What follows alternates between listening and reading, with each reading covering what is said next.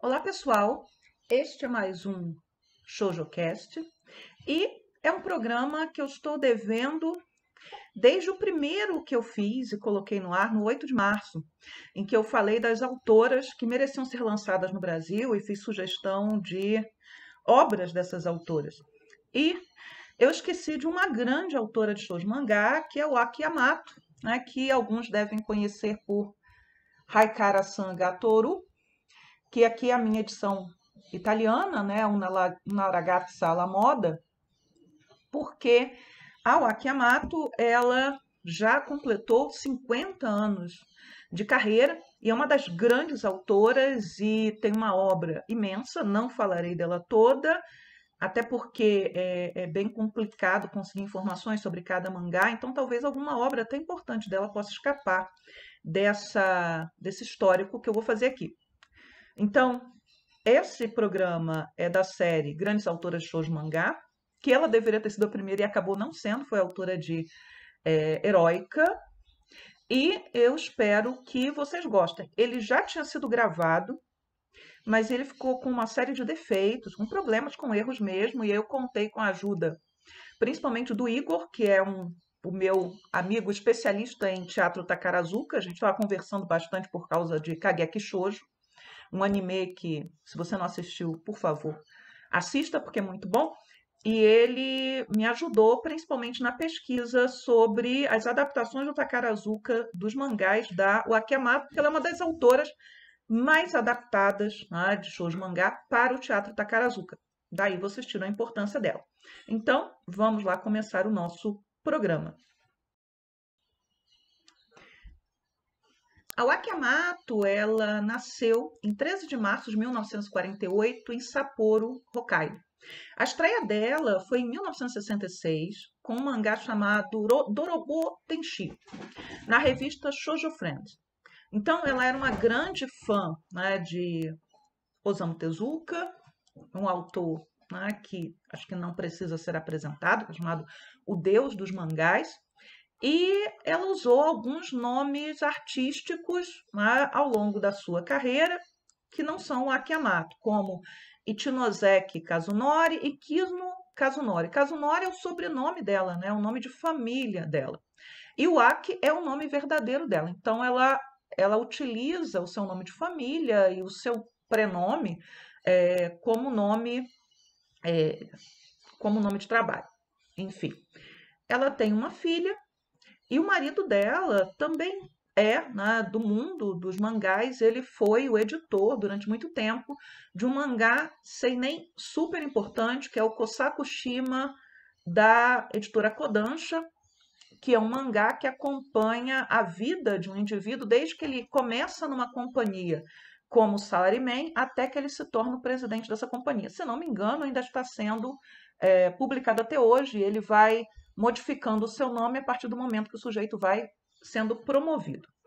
A Waki-Yamato, erroneamente, às vezes aparece como parte do grupo de 48. Ela não é, né, ela não faz parte daquele grupo de autoras, né, que revolucionaram o shoujo mangá. Então, ela normalmente é lembrada pelas suas tramas românticas, pelas suas comédias, o Haikara-san ga Toru, né, é uma mangá de comédia, principalmente, e pelos seus mangás históricos, né?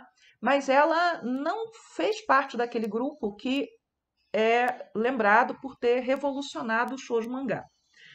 Ela faz parte, né, de um outro grupo que é chamado de grupo de Hokkaido, né, que são mangakás que começaram na mesma época e que são oriundas da mesma região. Então, a autora de Candy, a Igarashi Yumiko, e a Tadatsu Yoko, né, são as três, junto com ela, formam o tal do grupo de Hokkaido.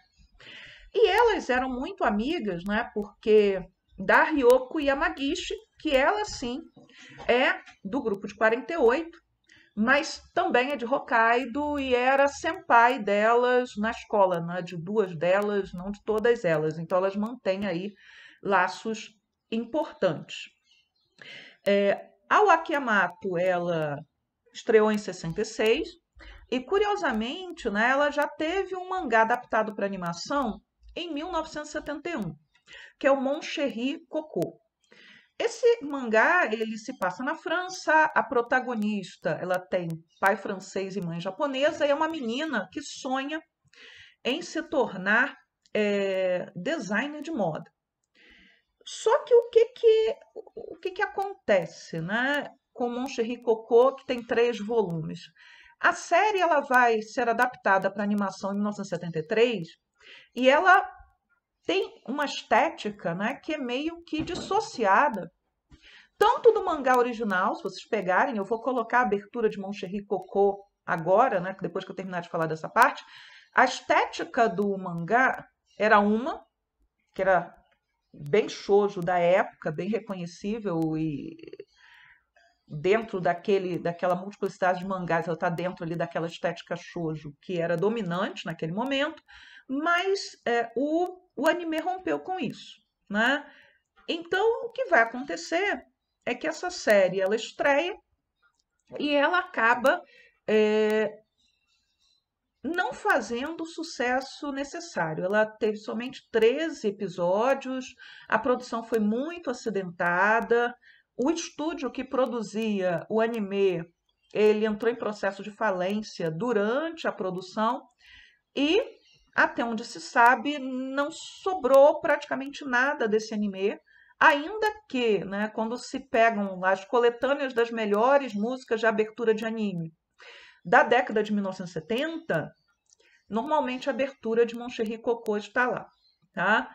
Então, é um dos primeiros mangás em que vai falar diretamente do mundo da moda, de uma personagem que quer trabalhar, né, como estilista e que é um tema frequente dentro dos shows de mangá. Tanto que, né, pouco tempo depois, aí o Kari Shijo vai lançar Designer, que fez um sucesso estrondoso. Então, a ideia, né, moda e shows de mangá estão conectadas desde as suas origens, né? E Moncherry Cocô é um dos primeiros mangás que fala disso e que fala também das aspirações profissionais de uma menina, que isso é muito importante, né? 1971, então você tem Moncherry Cocô, e você tem Attention Please, que é muito mais importante que Moncherry Cocô, mais lembrado, que é da Hosokawa Shieko, em que vai ser também o primeiro mangá que mostra uma moça, não uma menina, né, que tem aspirações profissionais. Ela quer ser aeromoça, né? Ela quer ser e a série, né, no caso da Attention Please, ela não é adaptada para animação, ela é adaptada para live action, para dorama, né? Inclusive recentemente foi adaptada novamente, o que mostra que ela falou, né, muito mais às adolescentes e às jovens mulheres da sua época, então ela não vira anime. Mas assistam agora a abertura do Moncherry Cocô.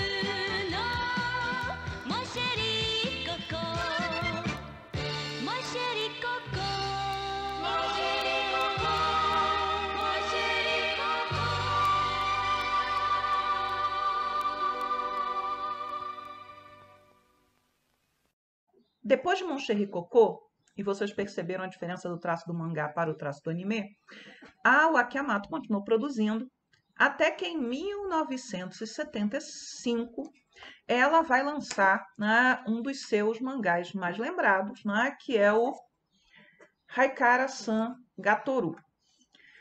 Haikara-san Gatoru, ele foi a obra que fez com que a Waki Yamato fosse conhecida no Ocidente. Então, o mangá que foi publicado na Shoujo Friend entre 1975 e 1977, que teve 8 volumes encadernados. Nos seus relançamentos ele vai ter outros tamanhos, a depender de como ele é relançado.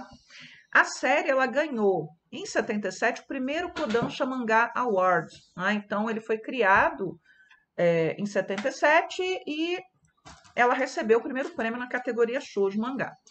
A protagonista do mangá é a Benyo Hanamura. Ela é filha, né, de samurais, ela é de uma família de samurais, e ela é filha única. E como é um tema recorrente nas obras da Waki Yamato, ela recebeu uma educação um tanto descuidada. Então, ela não aprendeu as prendas femininas, e aí a Waki Yamato discute questões de gênero nos seus mangás o tempo inteiro, né? Então, ela não aprendeu a ser uma dama, por assim dizer, e, por outro lado, ela aprendeu uma série de coisas que seriam ensinadas para um filho homem. Então, ela luta kendo, e ela é muito desbocada, e ela enfrenta o pai. E quando ela está com 17 anos, ela recebe, né, a notícia do pai de que ela está prometida em casamento e que esse casamento vai acontecer rápido e que o noivo dela, né, o Shinobu Ijuin, né, que é de uma família muito mais importante, né, que a família da Ben, muito mais rica, muito mais sofisticada, né, eles são da nobreza japonesa. E a Benyo, ela não quer se casar de jeito nenhum, né? Então o mangá, né, ele vai mostrando, né, como a Benyo, que quer ser uma garota moderna, que quer ser independente, quer ter uma carreira. Ela frequenta uma escola, né, para moças, e ela tem, né, a Tamaki, a melhor amiga dela. A Tamaki é a dama perfeita, né? E ao mesmo tempo é ela que vai fazer as rupturas mais radicais. A Tamaki é uma excelente aluna, ela é muito prendada, mas ela é muito mais feminista que a Benyo, né? E depois isso vai ser mostrado na história. A Benyo tem um melhor amigo que é apaixonado por ela, que é o Hamaru, e que está treinando para ser um Onagata, né? Ou seja, aquele ator que é especializado em fazer os papéis femininos no kabuki. Ele quer ajudar a Benyo a não casar, mas no fim das contas, né, apesar das resistências, e o casamento da Benyo com o Shinobu era para cumprir uma promessa que o pai dela e a avó do Shinobu fizeram, né, eles não podiam se casar, mas eles prometeram que seus descendentes se casariam.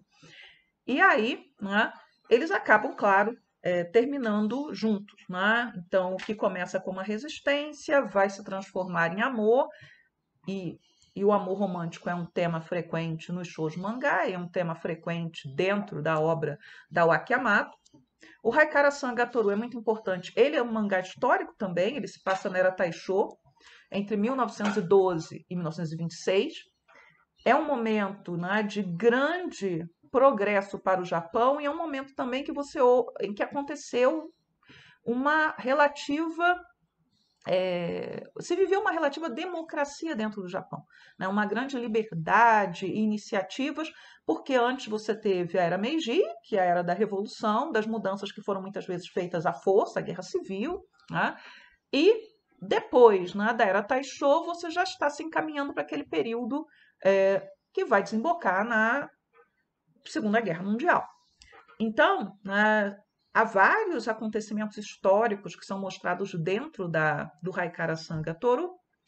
Por exemplo, a intervenção japonesa na Sibéria, em 1918, 1922, que é exatamente o momento em que, pós-Revolução Russa, em que os japoneses, o Japão, assim como outros países, intervêm dentro do antigo Império Russo, cada um com a sua agenda, né? Seja acabar com a Revolução Comunista e, no caso do Japão, conseguir territórios, ampliar seus territórios ali no Oriente. É nesta guerra que o Shinobu, por exemplo, o noivo da Benyo, vai desaparecer, e que se cria o grande drama da história. Eles já estavam apaixonados, eles iriam se casar, e aí ele desaparece lá. É mostrado também o grande terremoto de Kanto, em 1923, que destroçou Tóquio, né? Outro momento marcante ali da história. E a autora, né, como é uma grande comédia, ela coloca dentro da história uma série de referências a outros animes, a outros mangás, e a musicais de Hollywood, então tem referência a Yamato, a Gatchaman, Godzilla, Rocky Horror Show, que ela depois vai fazer um mangá, né, que é inspirado nesse musical. Enfim, né, Haikara-sanga Toru virou anime e parece que a autora é azarada, né, porque o anime também não conseguiu o sucesso que o mangá teve. Ele acabou sendo encurtado, né? E é engraçado, eu só fui descobrir isso recentemente. Então, há controvérsias, né? Há fontes que dizem que ele foi encurtado por conta de baixa audiência. Há outras fontes que dizem que ele foi encurtado por conta da exibição das Olimpíadas de Moscou. O fato é que esta animação não fez sucesso.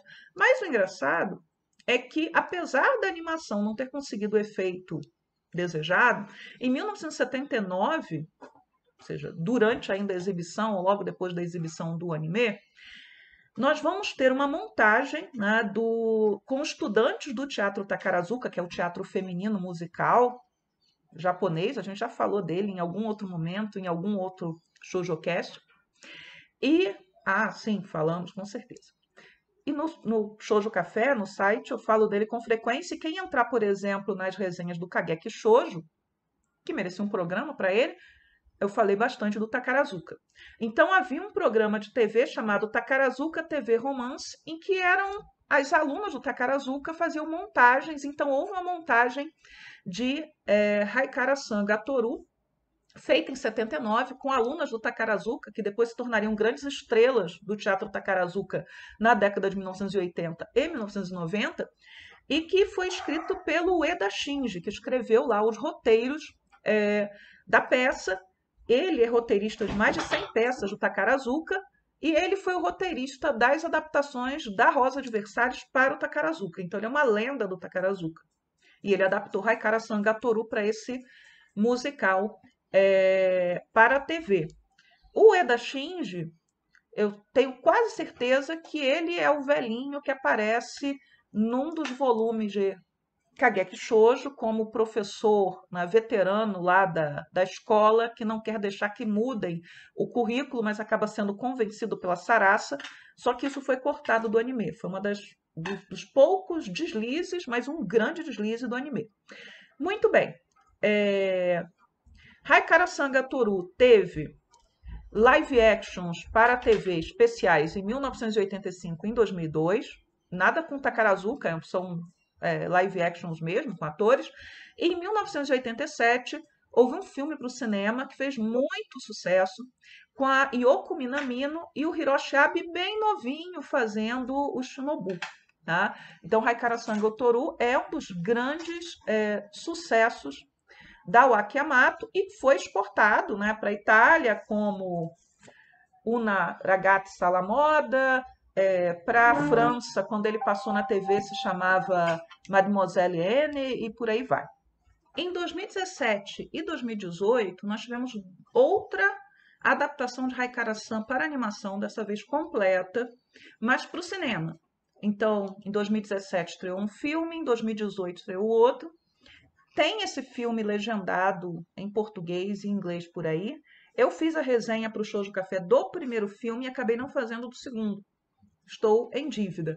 Mas aí com uma animação mais moderna, obviamente, né? Outra de 78 e 79, bobagem que eu estou falando, né? Com uma animação muito boa, com excelentes dubladores e, curiosamente, em alguns momentos tocava a musiquinha de abertura do anime original, né? Ela tocava ao fundo como uma recordação, né? Muitas das referências que eram referências importantes lá quando o mangá saiu, como eu falei, Yamato, Gatchaman, Godzilla, acabaram sendo eliminadas dessa nova adaptação, que foi muito menos comédia do que o mangá é. É um mangá excelente. Em 2017 também, Haikara-sanga Toru virou peça do Takarazuka. Peça do Takarazuka de verdade, né? Não aquela produção para TV. Então foi feito pela Hana Troupe, né? Então a trupe da Flor. São 4, né? A trupe do Takarazuka, as originais. E os protagonistas foram a Rei Yuzuka como Shinobu e Juin e a Yuki Hana como Benio Hanamura. Havia a previsão de uma nova montagem para 2020, mas a pandemia atrapalhou bastante, né? Então, quando eu gravei o programa que eu descartei, a informação que eu tinha é que ela não tinha acontecido. Mas o Igor, ele me explicou que aconteceu sim, mas que ela foi adiada por conta da pandemia e ela foi apresentada com restrições, tanto de público quanto de elenco. Então, ela foi bem menor do que normalmente ela seria.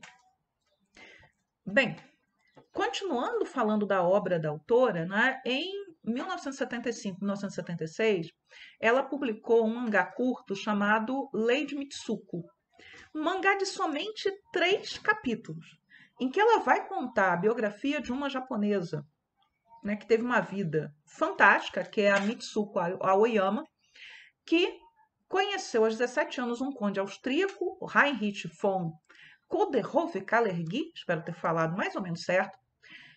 Eles se casaram, foi um casamento, né, que altamente problemático, porque o Japão estava passando por aquele momento da abertura. Ele era um estrangeiro, ela era uma japonesa, ele era parente da casa imperial austríaca, ela era uma moça de uma família samurai, mas de baixa extração. Havia o temor, né, de que ele a transformasse em concubina, como tantos ocidentais fizeram naquele momento de abertura do Japão, e a deixasse para trás. Mas eles vão se casar em 1892, ela se converte ao catolicismo em 1896 e eles vão ter 7 filhos, ele vai levá-la para a Áustria e um dos filhos deles vai ser muito famoso porque ele vai dar início a um movimento, é o Richard Nicolaus Eigiro, ele dá início ao movimento pan-europeu, que é a sementinha das discussões sobre a União Europeia, né, que é uma realidade hoje.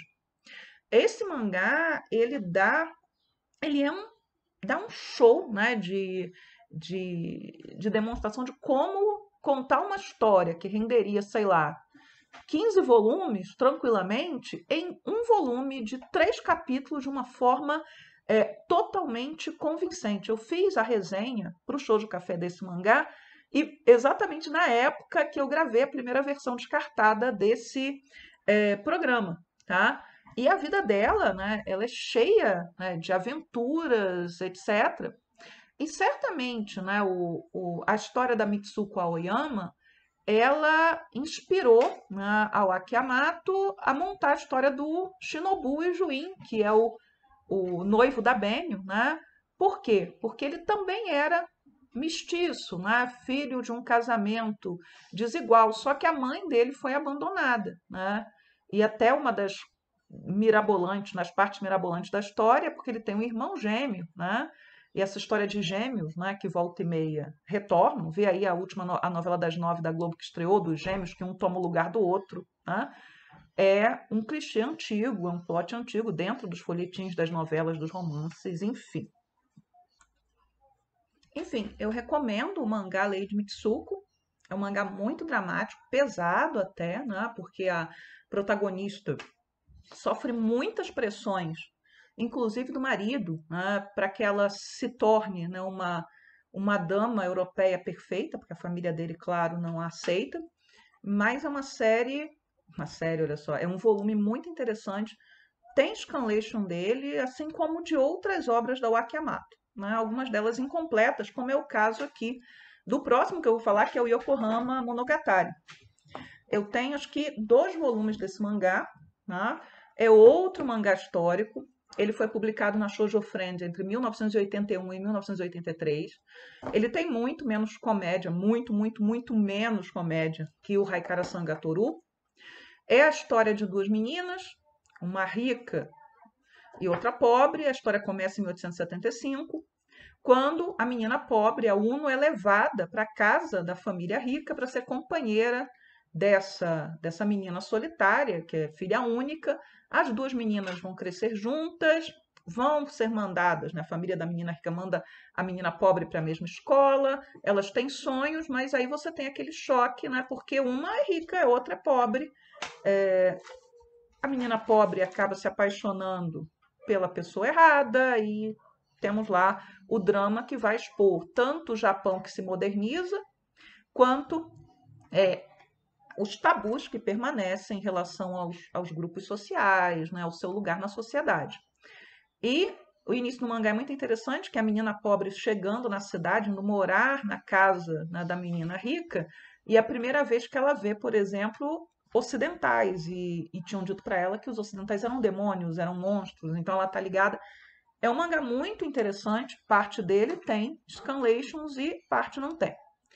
Outro mangá importantíssimo dela, que é o Nova York Komate, que foi publicado entre 1985 e 1988, também na Shoujo Friends, também se passando na era Meiji. E a protagonista é a Konohana Shino, igualzinho a Benio, ela é filha única e diferente da Benio, até ela vai ser criada pelo pai, né, como um garoto, né? Ela vai ter os melhores professores, ela vai aprender artes marciais, ela vai ser o perfeito herdeiro, porque o pai não tinha esperança de ter um filho homem. Lembrou também vocês da Rosa de Versalhes, né? Enfim. E só que quando ela já está no final da adolescência, acaba nascendo um irmão.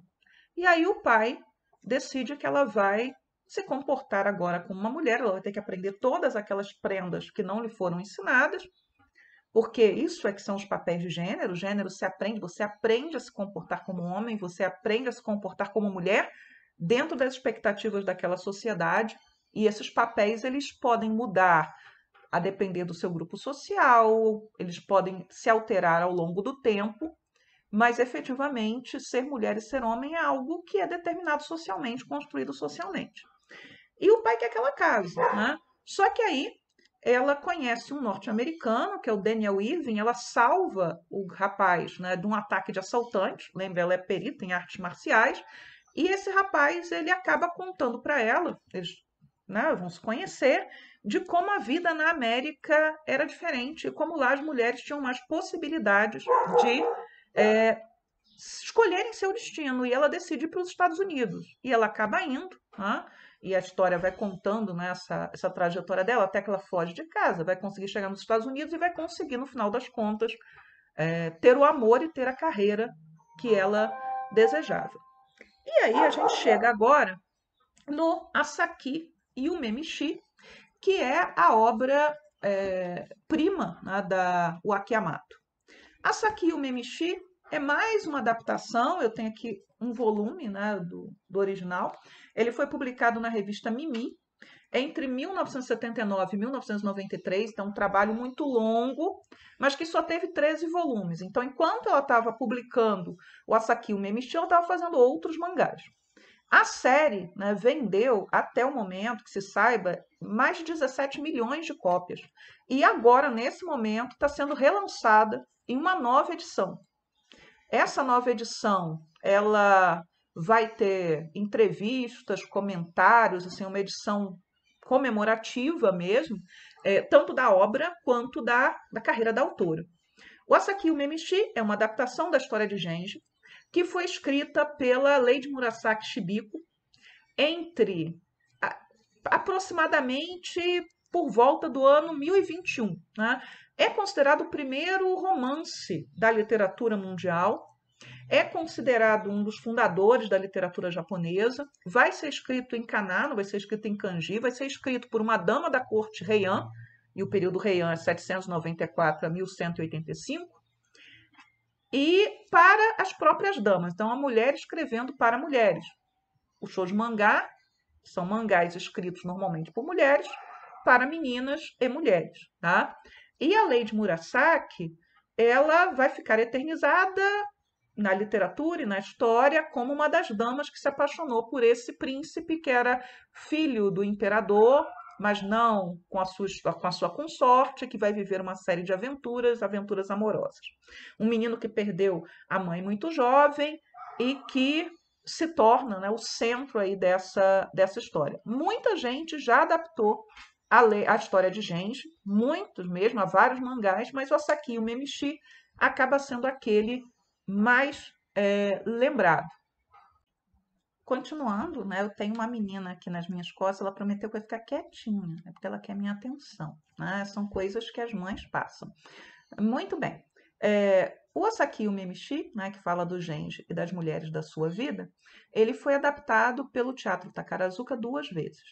Então, pela Hanagumi, né, que é a trupe da Flor, no ano 2000, e depois teve uma outra adaptação em 2007. Como o Genji Monogatari é um clássico da literatura japonesa, ele já tinha sido adaptado anteriormente, mas não baseado no mangá, em 1981, tá? Houve também, isso é muito curioso, a transformação do Asakio Memishi, que foi baseado num livro, para uma coleção de livros ilustrados. Então, pegaram o texto da Uaki Yamato e converteram para livros. E quem vai fazer os desenhos é a Yui Tokiyumi, né, que também ilustrou, por exemplo, as novels de Orange e de Chihaya Furu. Então, né, é um mangá baseado em livro que acaba, como mangá, sendo convertido para livro também. Há um dado curioso aqui do Asakio Memishi, que a Naoko Takeuchi, que é a autora de Sailor Moon, ela diz ter sido auxiliar da Uaki Yamato nesse mangá, mas a Uaki Yamato diz que não lembra dela, né? Ela diz que foi por um curto período, e a Uaki Yamato já disse em entrevista que também não lembra da Naoko Takeuchi como sua auxiliar, tá? Em 2009, e há posts no Shoujo Café sobre isso, havia o planejamento de uma animação de Asakio Memishi para aquele bloco no Itanima, que é o bloco de animes adultos, né? Só que, né, o Osamu Dezaki, que é um excepcional, né, já é falecido, um excepcional diretor, né? Ele é responsável pela segunda parte do anime da Rosa de Versalhes, pelo anime de Onisama E, que nós já falamos, teve um programa sobre Onisama E aqui, no ShoujoCast. Ele também é o diretor, né, o responsável pelo meu anime favorito de todos os tempos, que é Issei Onerai. Quando ele assume o projeto, ele decide que não vai fazer uma adaptação de Asakio Memishi, que ele vai fazer uma adaptação do original, né, da história de Genji mesmo. Então, no fim das contas, aquele anime, que seria uma homenagem, acho que à época, aos 45 anos de carreira da autora, que seria uma homenagem também, né, à história de Genji, aos 1000 anos, né, do livro, que foi assim que ele foi anunciado, acabou se tornando um anime, né, foi acho que uma das últimas obras, ou a última obra do Osamu Dezaki, que infelizmente é esquecível, foi muito chato e não é citado entre os melhores da Noite Anime. Bem, enfim. Passemos agora para os mangás da Uaki Yamato, que já entram naquela demografia chamada de Josei, né? Isto é, são mangás feitos para mulheres adultas, normalmente por mulheres. Na década de 1980, não estava muito claro que Josei era diferente de shoujo, mas estava claro que algumas revistas já não eram mais voltadas para um público adolescente. E só muito recentemente é que o mercado japonês vai fazer uma divisão mais clara, né? Até nas premiações isso começa a aparecer, mas você não tem grande representatividade do josei nas premiações de mangá e, né, muitas vezes é mangá josei que acaba ganhando o prêmio shoujo, para ver que na cabeça do japonês a coisa não se separou ainda de forma muito clara. Mas muito bem, né? O primeiro josei da Uaki Yamato é o High Heel Cop, que vai ser publicado em 1989 na revista Kiss. 5 volumes. Fez sucesso e depois nós vamos ter uma continuação dele chamado Shin, e Shin quer dizer novo, né? Shin High Heel Cop, que vai ter 3 volumes e que vai começar a ser publicado em 1995 numa revista chamada Mimi Carnival. A Mimi é uma revista que não existe mais. Eu imagino que a Mimi Carnival fosse uma edição especial da Mimi, que também, né, não existe, né, já acabou. Em 1995-96, ela publicou também na revista Mimi um mangá chamado Niji no Natasha, que é uma série histórica, né, e que fala de música, então um mangá musical, que vai começar em 1932 em Xangai. Né? A protagonista, que é a Natasha, ela é filha de um nobre japonês e de uma cantora de ópera russa que provavelmente fugiu da Revolução Comunista. É uma série de 5 volumes. Quando começa a guerra, né, entre Japão e China, e o Japão começa a invadir oficialmente a China em 1937, pensando que Xangai é a cidade mais cosmopolita da China nesse momento, e a China era alvo dos interesses de potências estrangeiras, tanto europeias quanto o Japão. A família japonesa da Natasha, né, ela até então não sabia que ela existia, né, mas o pai morre e um dos últimos desejos dele é que essa filha pudesse ser trazida para o Japão, integrada à família. Ela tem uma meio-irmã chamada Umeko, e quem vai buscar a Natasha na China é exatamente o noivo da meia-irmã, ele que vai ter que ir lá resgatar a moça.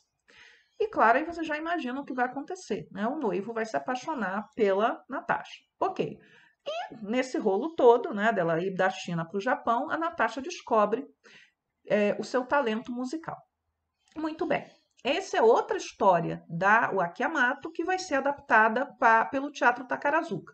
Dessa vez pela Yuki Gumi, né, pela Trupe da Neve, em 1996 e 1997. Então, para ver quantas séries da Wakayamato acabaram sendo abraçadas aí pelo Takarazuka. Entre 1997 e 2007, a autora vai publicar um mangá muito curioso, outro mangá josei, chamado Babysitter Jin.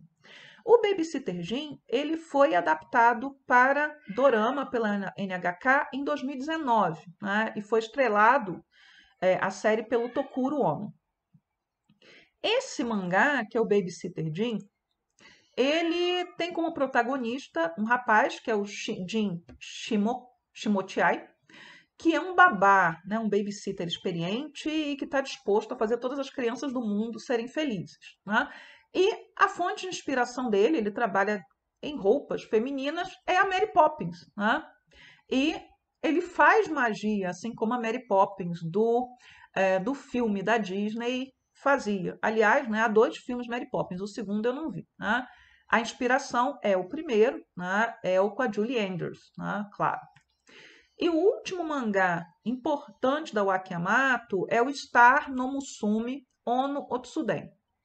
Foi publicado na revista Beloved entre 2009 e 2017, tem 16 volumes, tem um mangá longo, sempre aparecia quando saiu o volume entre os mangás mais vendidos do Japão, lá no ranking da Oricon. A protagonista, né, que é a Ono Otsu, ela é uma das figuras mais importantes no desenvolvimento da caligrafia japonesa no período pré-moderno. Então, ela era calígrafa, ela era da nobreza, claro, ela era calígrafa, ela era poetisa, ela era pintora, ela era música, ela era especialista em poesia waka. Ela nasceu, e aí aquelas incertezas. Ou ela nasceu em 1559, ou ela nasceu em 1568. A datação do nascimento dela não se sabe, mas se sabe que ela morreu em 1631. Por quê? Porque ela era tão famosa, ela era tão importante, que ela foi contratada, né, pelo Shogun, né, primeiro pelo Ieyasu, depois pelo Hidetada, para que ela desse aula na corte, né, para os membros da corte do Shogun.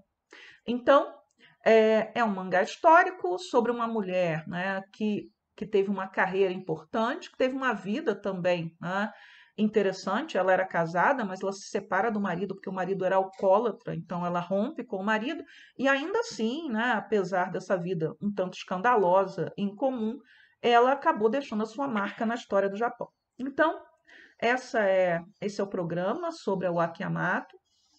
Eu espero que vocês tenham gostado ou que tenha despertado o interesse de vocês para as obras da autora.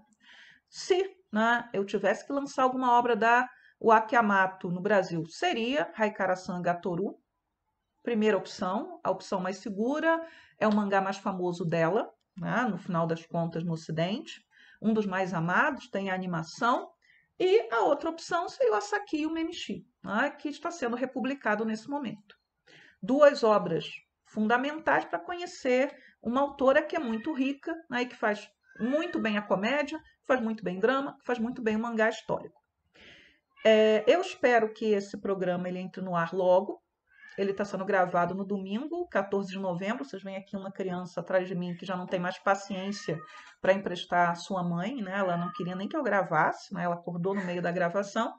Eu espero que ele vá ao ar no máximo amanhã, que é feriado, 15 de novembro, mas amanhã eu já terei que preparar aula, né, que vão ao ar né, que terão que ser gravadas lá para o meu trabalho. Enfim, esse é mais um ShojoCast. Obrigada pela atenção. Tentarei me lembrar de botar os links para alguns dos artigos que eu citei do próprio Shoujo Café na descrição do vídeo ou no primeiro comentário. Se você gostou do vídeo, deixe o seu like.